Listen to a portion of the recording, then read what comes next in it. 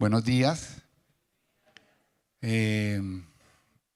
Realmente, pues todos los que nos sentamos o estamos en un auditorio siempre empezamos de esa manera, pero sí quiero hacerlo con mucho cariño y específicamente agradecer a mi universidad, a mi alma mater, como se dice de manera cariñosa en todo el mundo, por haberme invitado y por de alguna manera considerar que puedo aportar algo positivo para este evento.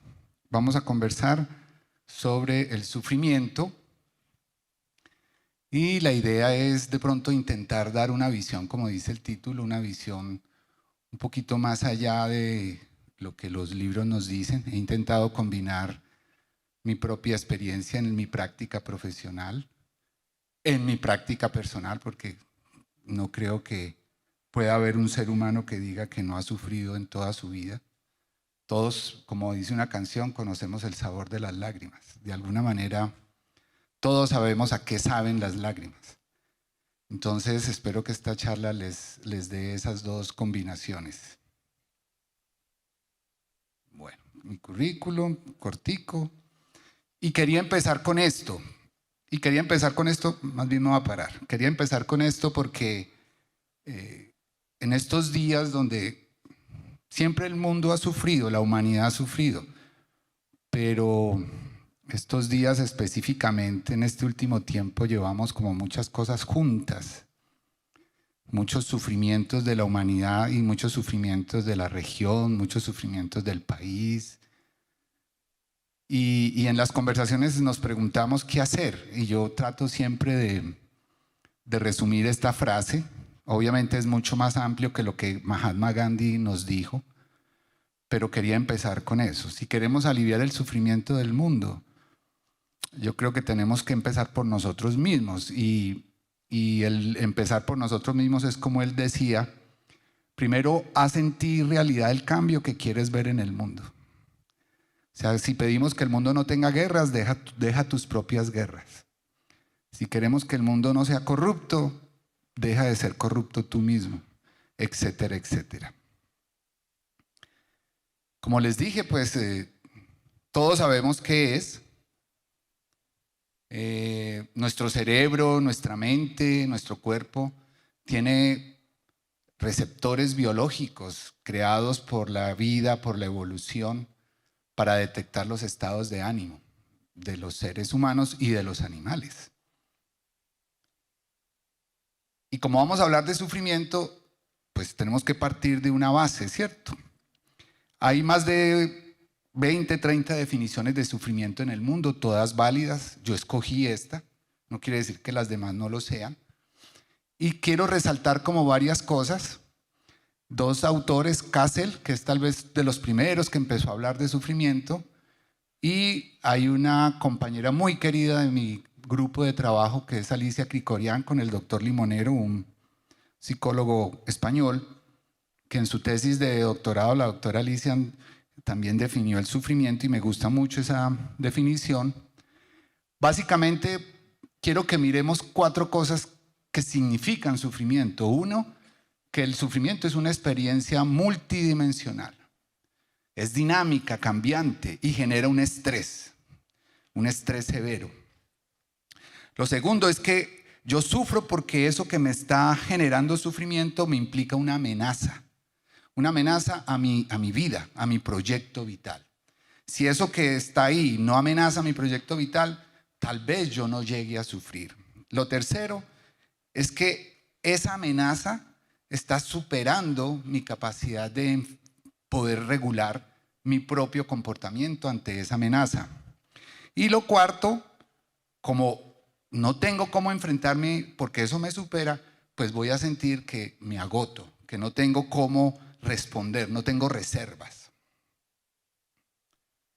Por lo tanto, el sufrimiento, si lo queremos mirar, el sufrimiento no es algo de una parte de la persona, lo sufre toda la persona.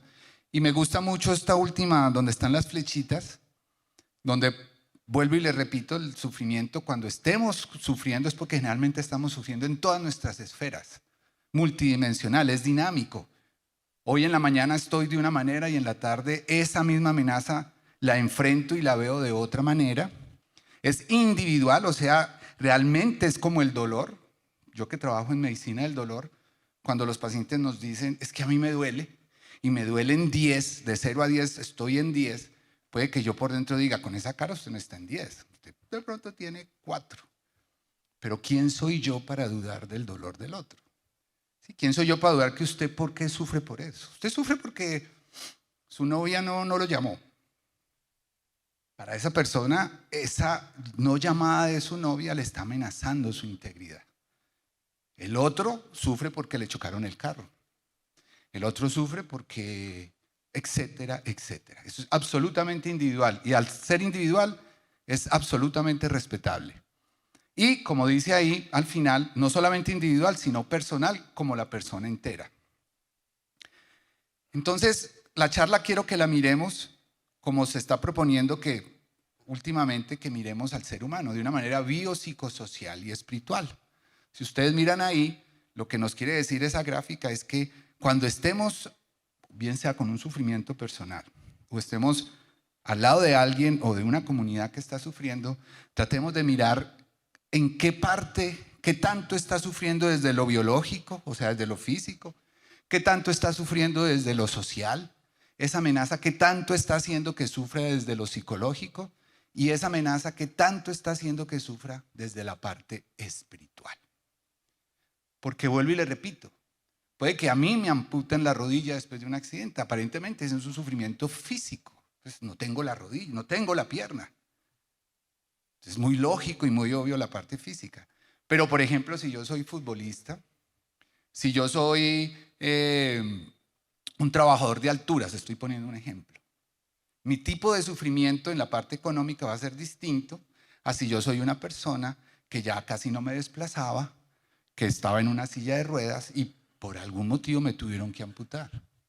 No os quiero decir que el uno sea más importante que el otro, es distinto el componente psicológico.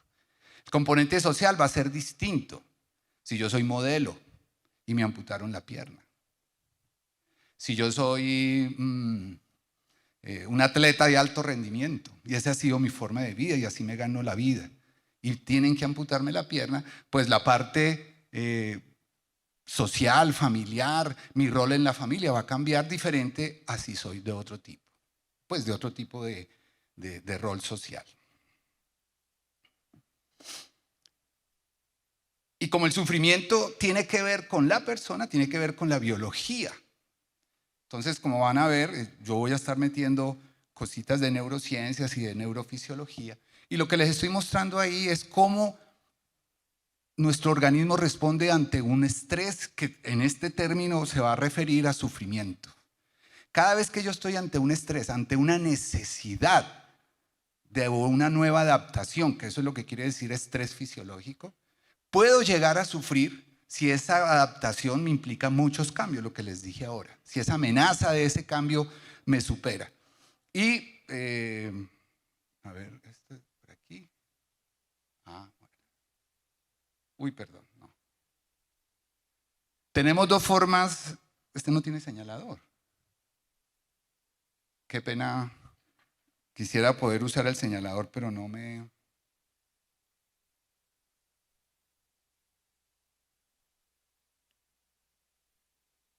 Bueno, sigamos entonces, no nos preocupemos. Tenemos dos formas de enfocar el estrés. Donde dice SAM System, ¿sí? Esa es la forma aguda de una vía rápida. Esa coge el cerebro, detecta que yo tengo un estresor y hay una zona en mi cerebro que es el sistema nervioso autónomo que manda una señal directamente a la glándula suprarrenal, que es el órgano que libera casi todas las hormonas que tienen que ver con el estrés.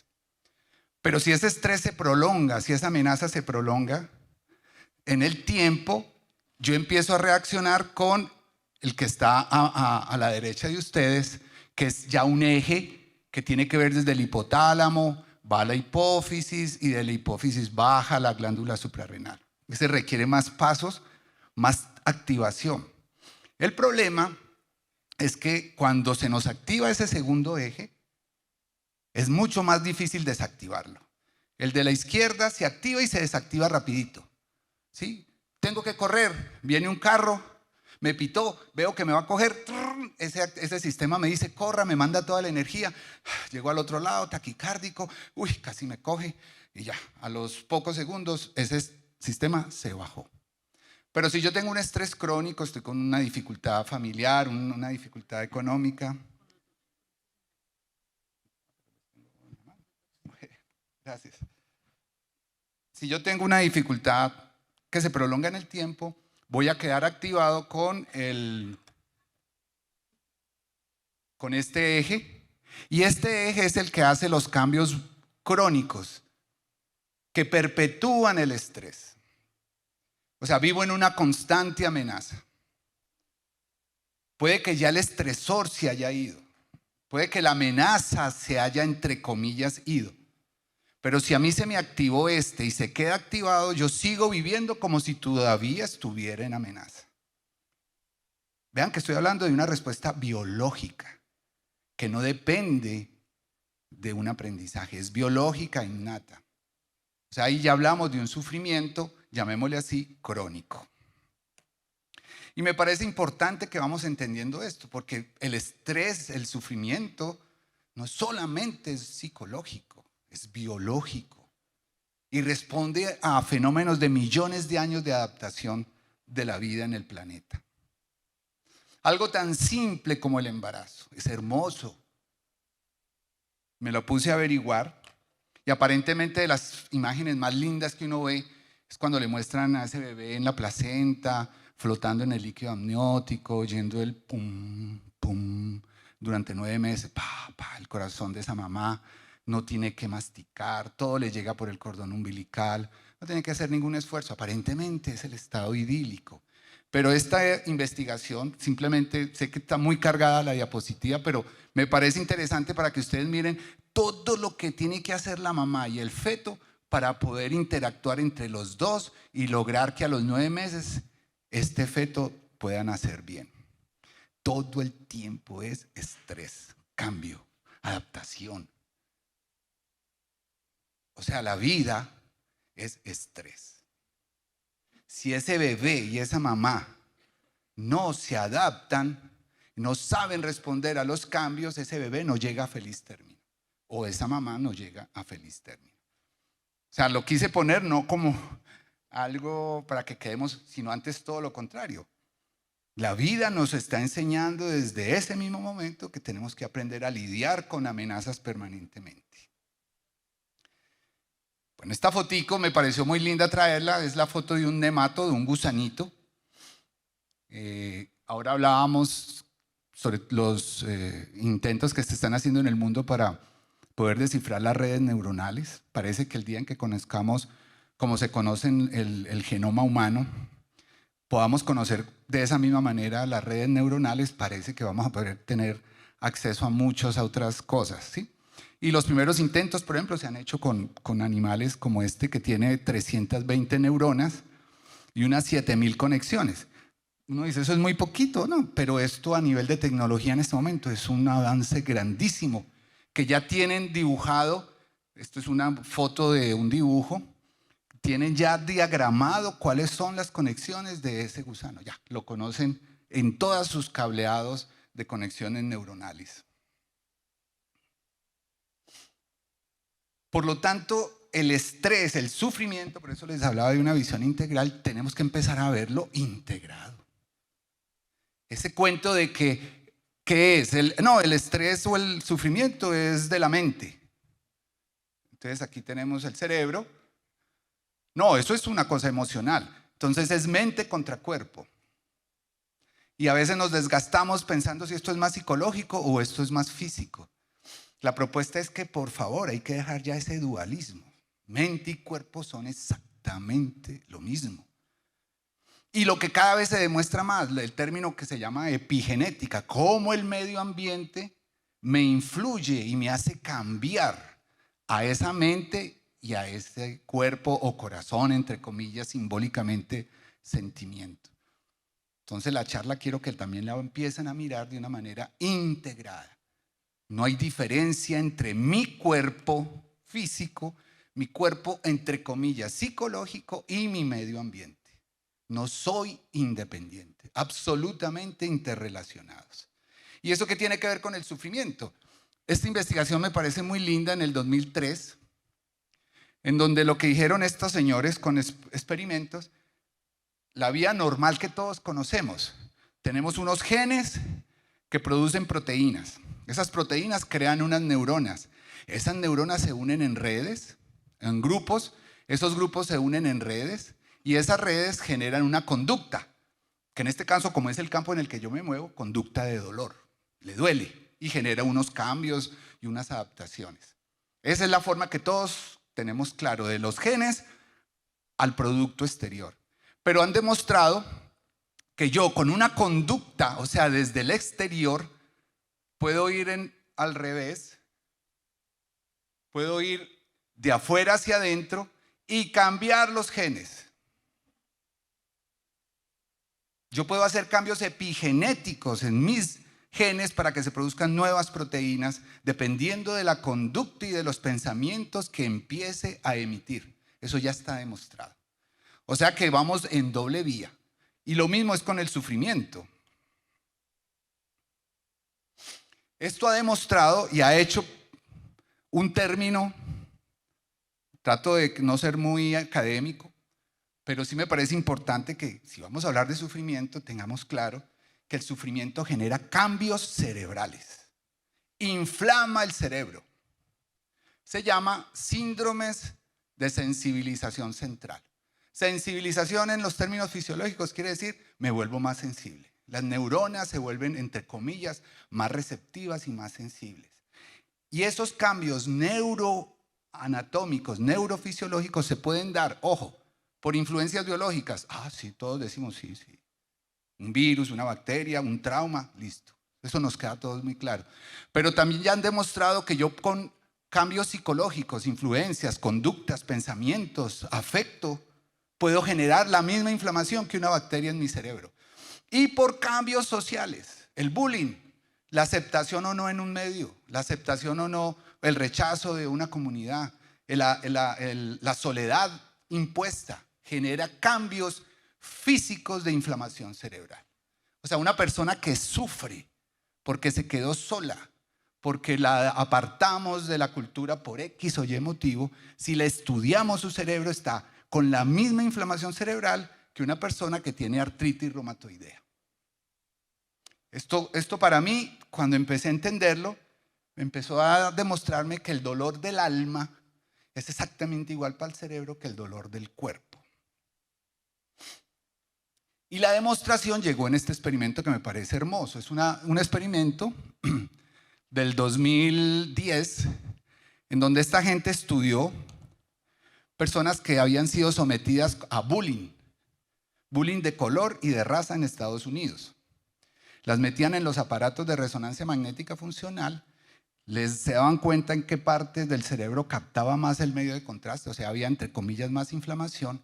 Entonces hasta allá llegaban con un electrodo y sacaban unas sustancias que luego las estudiaban y se dieron cuenta que las personas que habían tenido bullying tenían más aumentado el factor de necrosis tumoral alfa que las personas control. O sea, las comparaban con gente que no había tenido bullying.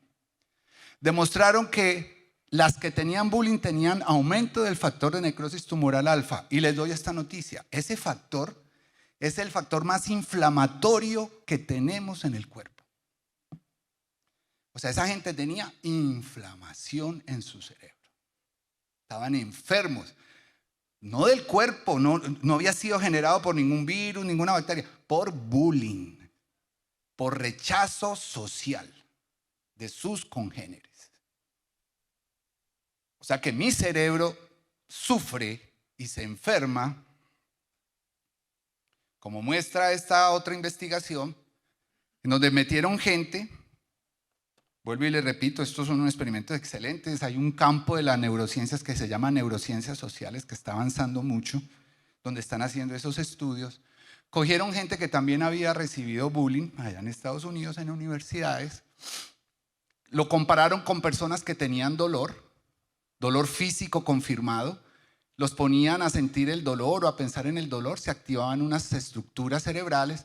Luego a esas personas que habían recibido bullying y se habían sentido amenazadas de muerte por ese bullying, los ponían a recordar los eventos y el computador juntaba las imágenes y se dan cuenta, y la conclusión es que definitivamente para el cerebro habitan en la misma zona el miedo por el bullying a el miedo por el dolor físico.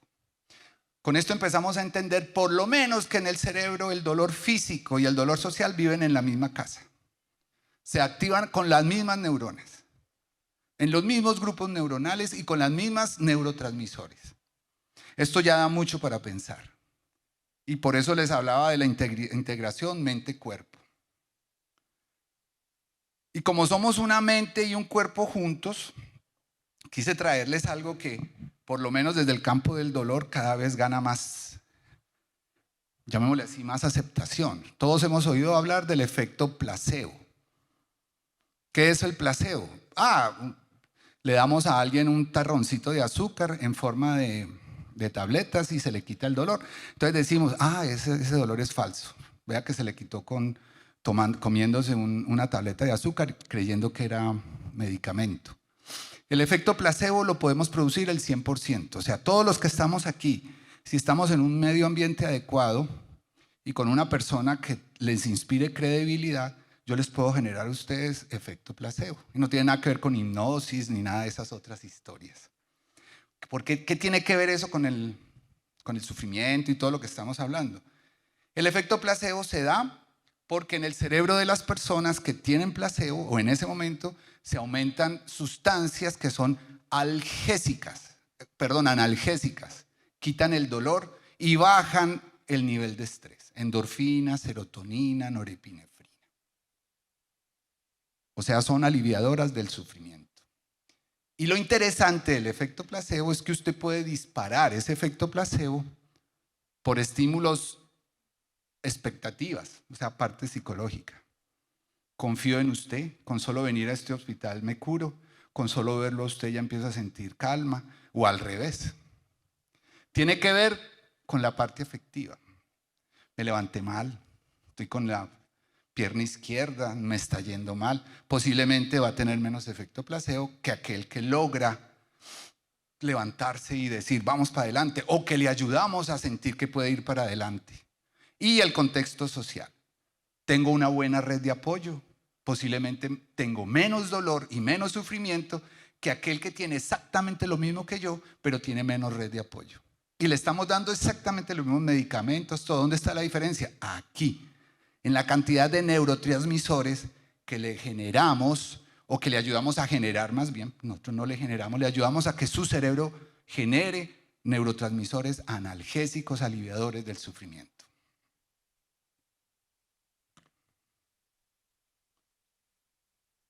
Y cuando miran en qué estructuras del cerebro, lo interesante es que el efecto placebo activa las estructuras corticales con las que pensamos, con las que planeamos, y desactiva las estructuras emocionales. O sea, el efecto placebo me empodera conscientemente de mí mismo. Entonces ya vamos entendiendo cómo podemos acompañar en el sufrimiento a las personas, o cómo yo mismo me puedo aliviar mi propio sufrimiento. Me tengo que empoderar cognitivamente de mis emociones, porque si es al revés, voy a sufrir. Más o menos es lo que estos estudios nos están mostrando. Este es los conectomas o las redes.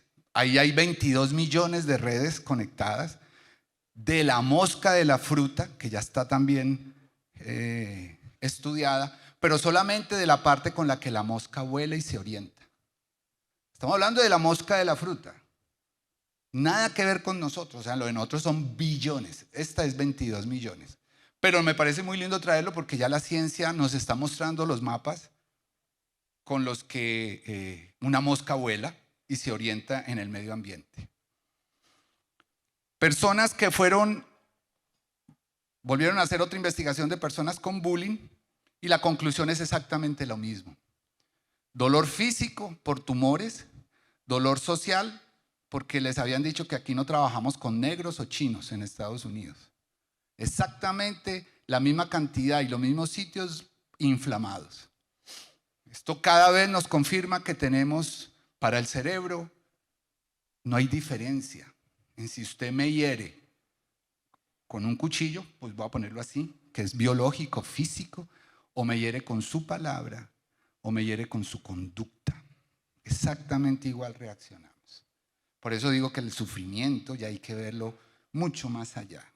El bullying tiene otras explicaciones neurobiológicas que están a la misma nivel de la explicación ética, de la explicación filosófica. Cuando yo hago bullying a alguien, yo lo enfermo. Realmente le enfermé su cerebro. Y eso genera enfermedades físicas.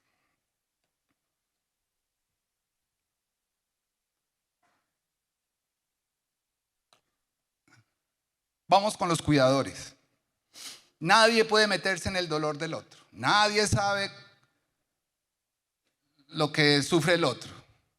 Yo no puedo opinar por lo que opina el otro. Las neurociencias están mostrando que no es tan así. Cogieron personas enfermas físicamente, con sus estructuras cerebrales afectadas por esa enfermedad del cuerpo, no del cerebro. Y estos son los cerebros de los cuidadores principales, familiares de primer grado, cuidando permanentemente a ese paciente. Se les activan en las mismas zonas. Si ustedes miran el cerebro del cuidador, no tiene mucha diferencia con el cerebro del enfermo. Y la intensidad de actividad neuronal es exactamente la misma. O sea, la empatía y la compasión son neurobiológicas y resonamos igual. Por eso en cuidado paliativo, que es la área en la que trabajamos también, siempre hablamos paciente-familia. Es un binomio. Eso suena muy bonito desde lo social, paciente-familia. No, ya es biológico, es indisoluble.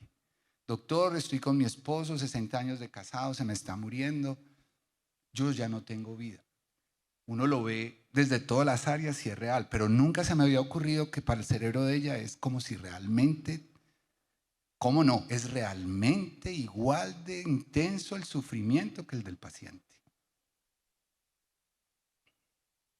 Entonces esto ya también nos empieza a dar otra visión del sufrimiento. No sufro solo yo, decíamos que es individual.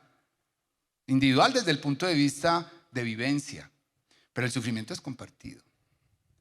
Y si ahora que yo empecé con lo de Gandhi, nos tomaran unas fotos cuando pensamos en Palestina, pensamos en nuestro país, pensamos en Ucrania, en todo lo que está pasando en el mundo, probablemente más de uno de nosotros va a tener ciertas neuronas activadas como los palestinos, o como los israelíes, o como los ucranianos. O sea, no tenemos que estar en el campo de batalla directamente para poder experimentar. Por eso la solución puede empezar también del sufrimiento sin necesidad de estar metido ahí. Eso da para mucho, pues, pensar, ¿no? Y esta investigación me pareció hermosa. Hay una teoría en el mundo, más o menos de hace 15 años, que cada vez gana más evidencias, que se llama la teoría de la mente, que dice que yo, por cosas neurobiológicas, soy capaz de interpretar qué estás pensando. Obviamente, tiene que ver con estímulos visuales. Hay un estudio israelí, hablando ahora de nuestra situación mundial, hay un estudio israelí que detectó que cuando yo voy en un bus y alguien sube, que todos miramos así cuando para el bus y uno oye la registradora o uno mira, en menos de 5 milisegundos yo hago un paneo de los ojos, de cómo tiene la expresión de la boca y las manos, si están empuñadas o están libres. En menos de 5 milisegundos detecto si ese señor o esa señora que se subió es amenaza o no es amenaza. Obviamente estamos hechos para sobrevivir y tenemos que ser capaces de leer la mente del futuro que llegó ahí. ¿Ese será un predador o es una presa? Lo estoy poniendo desde el punto de vista evolutivo. A eso fue que nuestro cerebro evolucionó, si no, no hubiéramos sobrevivido como vida, pues, biológica. Entonces esta gente se empezó a hacer esta pregunta, ¿y eso qué tiene que ver? Y han demostrado, por ejemplo, en esta conferencia, si yo tuviera unos electrodos y se los ponemos a todos ustedes, los que me están poniendo más cuidado y están más atentos y me están siguiendo y están así, En este momento estamos resonando con la misma frecuencia de ondas cerebrales. Existe sincronización cerebral. Eso suena a ciencia ficción, eso suena a telepatía. No quiere decir eso. Quiere decir que ustedes al verme, mis gestos, al sentir esto, mi voz, el tema, usted es capaz de meterse en mi cerebro y vibrar conmigo.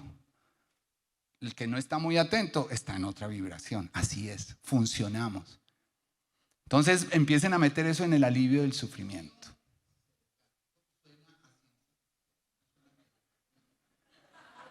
Vea, el cerebro y por allá, sincronizados. Y la ciencia ha demostrado que esa sincronización cerebral se da, como dijimos ahora, en cuidadores de personas enfermas, o sea, que es lo que uno más se imagina, ¿sí? Cuidado de un enfermo físico, pero también se da en la interacción social. Amor a primera vista, rechazo a primera vista. Es que uno pasa tan bueno en esa casa. Ay, hay algo que no me... Tiene mucho que ver con esto, sincronización cerebral. ¿Y por qué les estoy contando todo esto? Porque es que si yo soy capaz de leer, entre comillas, ojo a lo que les digo, tu mente, soy capaz de entender tu sufrimiento, soy capaz de percibirlo y soy capaz también de ayudarte en el alivio del mismo. Ojo que no necesito ser un profesional. Esto no le pasa a los pacientes, a los médicos, a los doctorados. Esto le pasa a todo ser vivo. Parece que tiene que ver con todo ser vivo, en animales, pero estamos hablando de nosotros los humanos.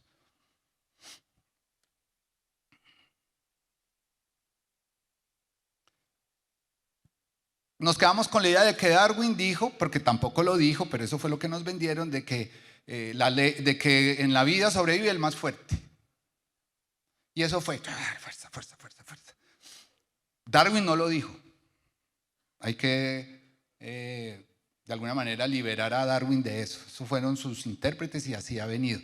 Pero donde quiero llevarlos es que hay un nuevo paradigma que cada vez se demuestra más, que es el que dijo esta señora, que por cierto fue la primera esposa de Carl Sagan, el famoso astrofísico y difusor de la ciencia, donde ella, una gran bióloga, dijo, qué pena, mis estudios están demostrando que el que sobrevive es el que coopera, el que es capaz de cooperar e interrelacionarse con todos. Y ella lo demostró con la mitocondria, que es una estructura de la célula, una organela, en donde ella demostró que la mitocondria a los principios de la Tierra, de la evolución biológica, era una sola célula, pero no tenía membrana. Entonces no se podía proteger de los rayos ultravioletas, que en ese tiempo la Tierra no tenía atmósfera. Y las primeras bacterias no tenían mitocondria. La mitocondria es la batería, la pila de una célula. En la mitocondria está toda la energía, como la central energética. Entonces teníamos bacterias sin energía y teníamos centrales energéticas sin membrana que los protegiera. En algún momento de la vida, y ella lo logra demostrar, no se sabe en qué momento, pero logra mostrar cómo se juntaron y las dos se dijeron, como que usted me sirve y yo le sirvo. Usted me protege y yo le doy energía. Ya en este momento todas nuestras células tienen mitocondrias. Y así fue que evolucionó. Y ella tiene más de un ejemplo y en este momento ese paradigma de la cooperación biológica cada vez es más claro. ¿Qué tiene que ver eso con el sufrimiento? Mucho. Si yo te alivio tu sufrimiento, tú vas a poder funcionar mejor y también vas a acompañarme mejor. Y la bioida y la biología nos está dotando a ambos de podernos leer de lado y lado. Y ahora sí, la cereza del pastel. La primera foto de una neurona humana, con todos sus contactos con otras neuronas. Los amarillos son contactos activantes de la neurona. Los azulitos o púrpura, decía ahí, hay gente que tiene otros tonos. Yo todavía no sé si eso es azul o púrpura. Son inactivantes. Si ustedes miran, una neurona tiene más de 1000 contactos. ¿Cómo hace para responder?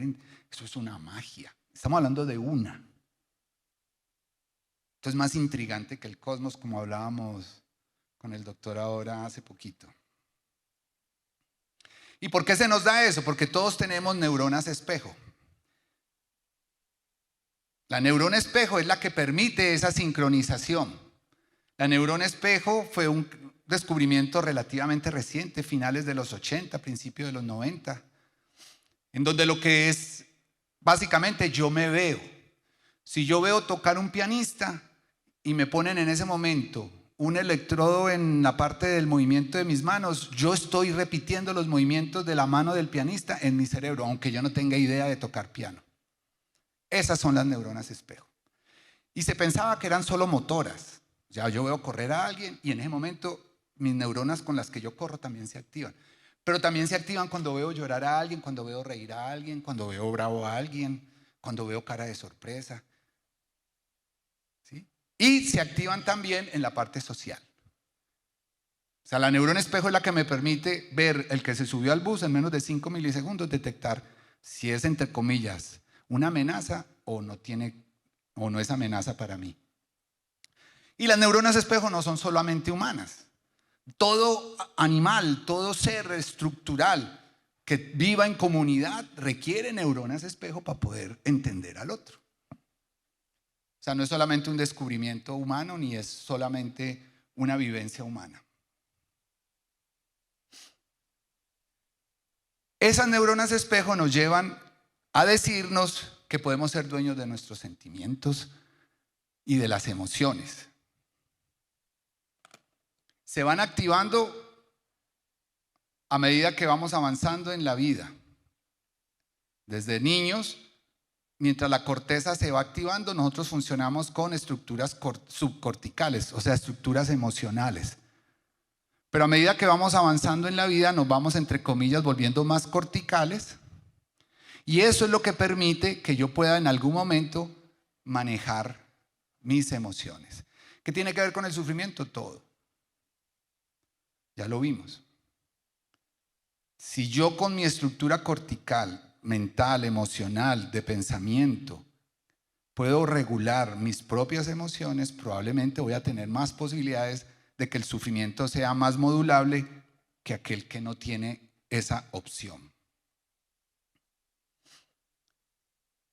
Este es un gran investigador neurocientífico social que hizo una investigación sobre la felicidad y se dio cuenta, y esa es la conclusión de su estudio, donde dice que la gente alegre, ojo que no dice que la gente que no sufra, dice la gente alegre es menos egocéntrica, o sea, menos pendiente de sí misma, menos retraída, o sea, con más posibilidades de conversar y de compartir en sociedad, y menos aislada que los que en su investigación se consideraban infelices.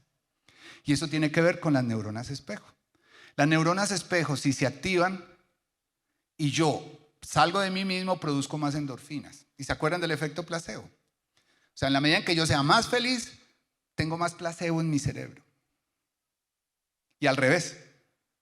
Entre menos feliz, entre comillas, no con menos problemas, menos feliz, menos actividad social, menos red de apoyo, tengo menos efecto placebo. Tengo menos norepinefrina, tengo menos serotonina y tengo menos endorfinas. Tengo menos hormonas, entre comillas, para que me entiendan, de la felicidad. Richard Davidson, uno de los grandes investigadores de las emociones en la Universidad de Stanford. Tal vez si ustedes vieron hace como unos 10 años un boom de investigación con monjes del Tíbet, Dalai Lama, Goleman, el psicólogo doctor en manejo de emociones, la inteligencia emocional, el autor de eso. Richard Davidson fue el neurocientífico que hizo todas las investigaciones en estos monjes. Él siguió trabajando en Stanford sobre la conducta y la felicidad y dice que las personas que tienen más posibilidades de afrontar un estrés, de afrontar un sufrimiento, son porque tienen más habilidad para mantener un estado emocional positivo, o sea, más efecto placebo. Tienen más habilidad para recuperarse de estados negativos, o sea, la resiliencia. Ojo que está hablando del cerebro, no está diciendo cosas solamente sociales, está hablando neurocognitivamente. Tiene más habilidad para mantenerse concentrados y menos dispersos mentalmente, porque con su parte cognitiva concentran y le dicen a la emoción, quieta, espere. Y obviamente todos somos compasivos porque todos tenemos neuronas espejo, Pero el que es más feliz, entre comillas, el que es más capaz de manejar sus emociones, puede expresar la empatía en forma de compasión, porque la compasión es la expresión en la conducta de una empatía. Y la biología premia, entre comillas, al que es capaz de cuidar al otro, el que es capaz de ser compasivo. Se ha demostrado que las personas más compasivas, ojo, las que son capaces de cuidar, de ponerse en el lugar del otro, de olvidarse, entre comillas, de sí mismo para ayudar, cuando los meten en estos aparatos y les hacen pruebas psicológicas de cognición, esas personas son más conscientes de sí mismas, más dueñas de sí. Estamos hablando biológicamente. Se activan las cortezas prefrontales más fuerte que en aquellos que no lo hacen. O sea, ser compasivo tiene premio biológico. La evolución premia a los que cuidan. Obvio.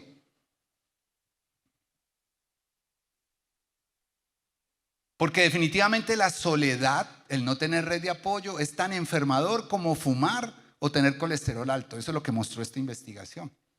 Las personas que consideraban que eran solas durante 5 años se enfermaron de la misma frecuencia que los que fumaban, ojo, que fumar, o que tenían lípidos altos. Por el solo hecho de vivir solos. Pues de vivir no, de sentirse solos. Una cosa es la soledad y otra cosa es sentirse solo. ¿Y por qué estoy poniendo esto? Porque es que definitivamente el alivio del sufrimiento somos nosotros. Mi cerebro detecta cuando yo tengo una red social, cuando yo digo, yo tengo una buena red social, yo tengo un buen soporte social. Metieron a esos pacientes en estos aparatos y demostraron que tenían una corteza prefrontal, sobre todo del lado derecho, mucho más modulable. ¿Y qué hace esa corteza prefrontal derecha? Es la que va directamente al sistema límbico, lo emocional, y le dice, ponte triste. No estés tan triste. No, está bien que te enojes. No está bien. Eso. O sea, eran más capaces de autorregularse. El soporte social me ayuda a ser más empoderado de mí mismo. Por lo tanto, puedo manejar mi propio sufrimiento de una mejor manera. Y terminando, me encanta esta frase. ¿Sí? Esta señora falleció ya hace poquito. Una antropóloga británica, de las primeras mujeres que fue luchadora, británica no, norteamericana, luchó por los derechos civiles de la mujer. Bueno, fue toda una tesa en los años 20, 30. Y cuando le preguntaron cuál era el primer signo de civilidad, dicen que el público estaba esperando que dijera una herramienta, un instrumento, una pintura rupestre, y dijo un fémur curado. Un fémur que se había fracturado y que se curó. Porque demostró que esos que cuidaron ya había una sensibilidad por el otro, por el más débil. Sí, el hecho de que yo imagine en la época neandertal o en esos millones, de esos miles de años para atrás, si yo me fracturo el fémur, chao. La tribu me dejaba porque yo era un estorbo. Hasta que de pronto en algún momento esa empatía se volvió compasión. Y si yo pude curar el fémur es porque me cargaron. Me tenían cuidado, me dejaron reposar de 2 a 3 meses la pierna y me alimentaron para yo después poder volver a caminar. Para ella el primer signo de civilidad fue cuando empezamos a cuidarnos. Ernesto Sábato, escritor argentino, fue polifacético, ya murió, decía esta frase. Y suena muy linda.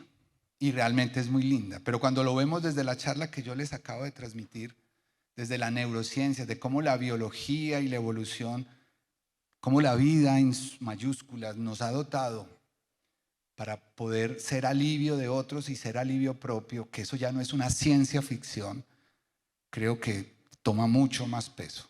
Muchas gracias.